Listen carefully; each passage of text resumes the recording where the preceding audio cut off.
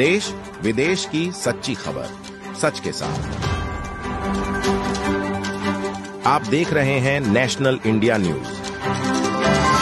उत्तर बंगाल के जलपाईगुड़ी जिले के धूपगुड़ी इलाके में उस वक्त हंगामा मच गया जब एक आंगनवाड़ी कार्यकर्ता की मृत्यु के बाद 800 से ज्यादा सहयोगियों ने ICDS कार्यालय का घेराव कर विरोध प्रदर्शन किया। मृतक कार्यकर्ता बिना रोए धूपगुड़ी प्रखंड के मगुरमारी गांव की निवासी थी और चामुर्ची क्षेत्र में अपनी ड्यूटी कर रही थी, जो कि भूटान सीमा से सटा हुआ क्षेत्र है। 1 महीने पहले उन्होंने एक बच्ची को जन्म दिया था, लेकिन शिकायत है उन्होंने छुट्टी के लिए कई बार आवेदन देने के बावजूद उन्हें मातृत्व अवकाश नहीं दिया गया।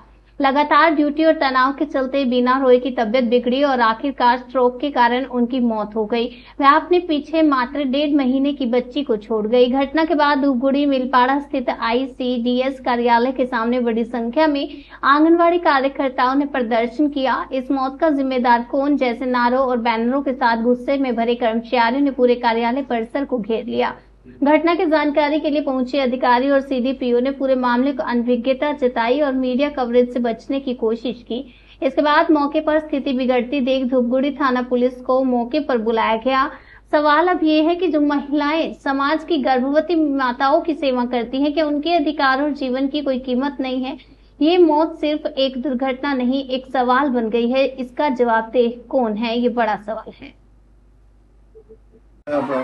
ম্যাটারনিটি লিভ করেন, যেখানে এই সমস্যাতে একজন মহিলা যিনি মা হয়েছেন, এই শারীরিক অবস্থায় তিনি ডিউটি করছেন, তাকে কি আপনারা ম্যাটারনিটি লিভ নেওয়ার পরামর্শ দিয়েছিলেন? না, আমরা বলেছিলাম, কিন্তু উনি তো আর উনি আমাদের ডিউটিতে জয়েন করেন, মানে চামচিতে জয়েন করেন। আপনার নামটা একটু বলবেন। তাহলে এই যে বাকি যারা এখানে যারা কর্মীরা এসছেন তারা বলছেন যে আপনার একটা প্রেশার ছিল এবং তার জন্য বাধ্য হয়ে তাকে এই অবস্থায় কাজ করতে গিয়েছিলেন এবং সেই কারণেই তার মানসিক অবস্থা এবং তার ফলে মেন্টাল প্রেশারে তার ব্রেস্ট স্ট্রোক মৃত্যু।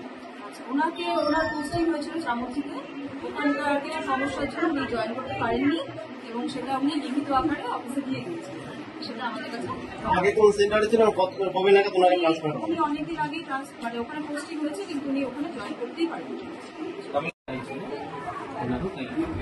বলছি স্যার, উনি ম্যাটারনিটি লিভ ওনাকে দেওয়া হয়নি?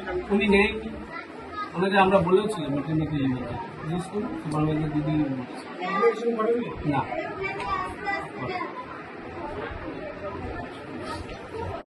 এসেছি অফিসে, আমরা চিঠি না করে এসেছি। এটা আমাদের রেপুটেশন না, এটা আমাদের বিক্ষোভ, মনের দুঃখ, জ্বালা, রাগ, বেদনা সব ঠিক করার উপরে দেওয়ার জন্য।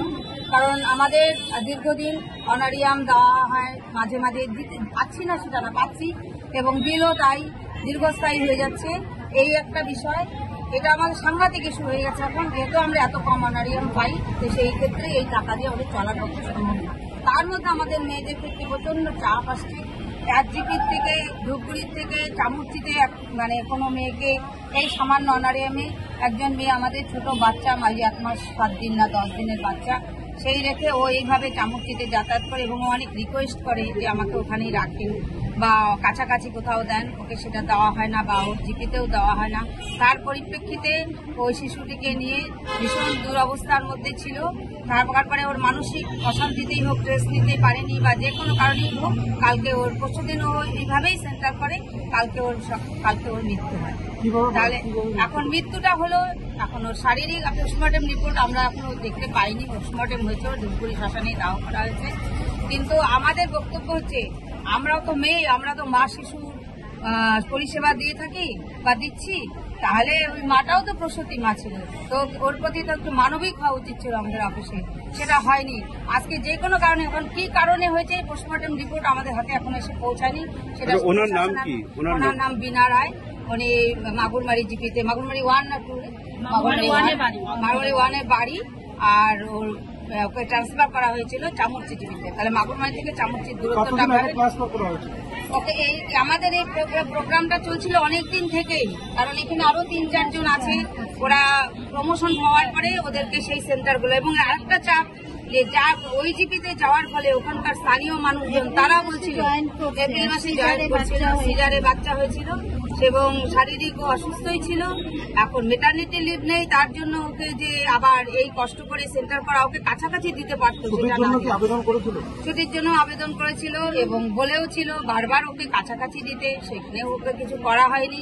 মানে বলতে গেলে মানসিক নির্যাতন যেভাবেই হোক ওর এইভাবেই মৃত্যুটা কালকে আমরা বরণ করে নিতে পারছি। আপনার এই আইসি অফিসে কি বিক্ষোভ দেখাচ্ছেন? আমরা এটা কেন এইভাবে যদি কাজ চলতে থাকে, এবং এইটা তো ভীষণ বড় একটা ইস্যু।